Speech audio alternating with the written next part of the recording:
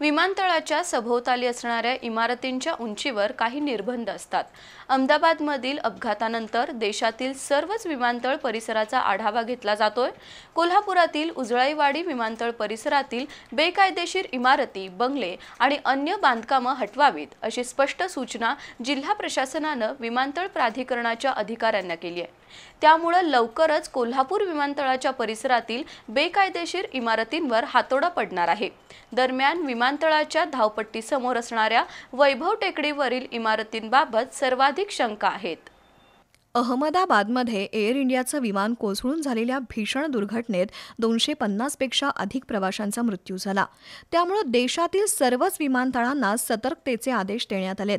तसंच विमानतळाच्या सुरक्षाविषयक नियमांची काटेकोर अंमलबजावणी करण्याचंही सूचित करण्यात आलंय।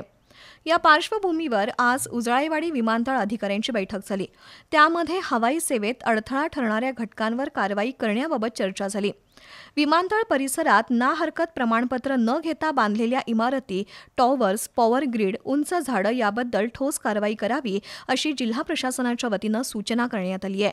विमानाचं टेक ऑफ आणि लँडिंग करताना उंच इमारती किंवा टॉवर अथवा झाडं अडथळा ठरू शकतात।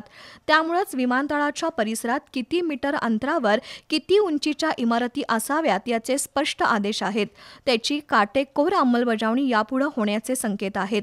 त्यामुळे लवकरच विमानतळ प्राधिकरणाचे अधिकारी ॲक्शन मोडवर येणार असून वैभव सोसायटीसह अन्य बेकायदेशीर आणि उंच इमारतींवर हातोडा पडू शकतो।